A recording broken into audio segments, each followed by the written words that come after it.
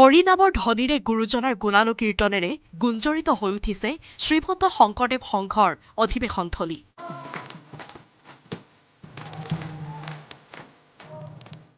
শোণিতপুৰ জিলাৰ জামুগুৰিহাটৰ ঢলাইবিল নাহৰবাৰীৰ ঐতিহ্যমণ্ডিত জ্যোতি বিষ্ণু সমন্বয় ক্ষেত্ৰত ভক্তিৰসত বুৰ গৈছে প্ৰতিজন ভকত বৈষ্ণৱৰ লগতে ধৰ্মপ্ৰাণ ৰাইজ।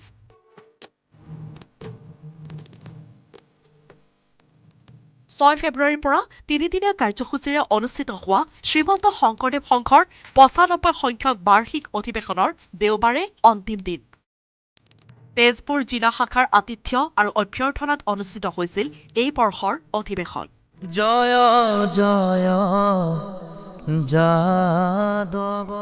আজি পুৱা শংকৰদেৱ সংঘৰ পদাধিকাৰ ভৱেন্দ্ৰ নাথ ডেকাই লক্ষাধিক ভকত বৈষ্ণৱ আই মাতৃ আৰু সেৱা বাহিনীৰ লগতে ৰাইজৰ উপস্থিতিত এক আধ্যাত্মিক পৰিৱেশৰ মাজত পতাকা উত্তোলন কৰি গুৰুজনাৰ সৃষ্টিৰাজিক বিশ্ব দৰবাৰলৈ নিয়াৰ বাবে শ্ৰীমন্ত শংকৰদেৱ সংঘই নিৰবিচ্ছিন্নভাৱে কাম কৰি যোৱাৰ কথা সদৰি কৰে।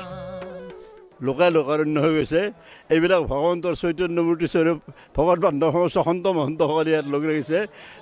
আমাৰ বৃদ্ধ বনিতা যুৱক যুৱতীসকলে চৌদিশৰ পৰা এই লক্ষ লক্ষ ভকত আৰু সকলোৰে হৰিনাম আৰু কিমান বেশভূষা কেনেকুৱা।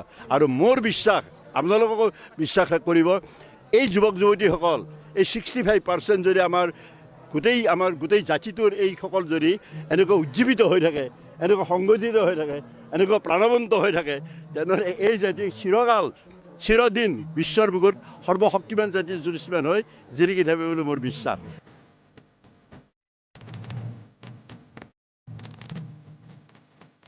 প্ৰায় 12 কিলোমিটাৰ পথ জুৰি ভাগৱত ভ্ৰমণেৰে সাংস্কৃতিক শোভাযাত্ৰা উলিওৱা হয়। এই শোভাযাত্ৰাত সংঘৰ জিলা শাখা আঞ্চলিক বিষয়ববীয়াসকলৰ লগতে বাপ তথা আই মাতৃসকলেও হৰিনাম গাই অংশগ্ৰহণ কৰে। বড়ো, মিচিং, চাহ জনগোষ্ঠীকে ধৰি অন্যান্য লোকসকলেও নিজৰ পৰম্পৰাগত সাজ পোছাক পৰিধান কৰি এই অধিৱেশনত অংশগ্ৰহণ কৰে। সংঘৰ সাংস্কৃতিক শোভাযাত্ৰাৰ মনোমোহা দৃশ্যই সকলোকে মুগ্ধ কৰে। ভক্তিভাৱত গদগদ হৈ পৰে প্ৰতিজন লোক। সমগ্ৰ অসমৰ প্ৰতিখন জিলাৰ পৰা অহা লাখ লাখ ভকত বৈষ্ণৱ আই মাতৃ আৰু সেৱা বাহিনীৰ সদস্যৰ স্বয়ংক্ৰিয় অংশগ্ৰহণে সাফল্যমণ্ডিত কৰি তোলে এই অনুষ্ঠান।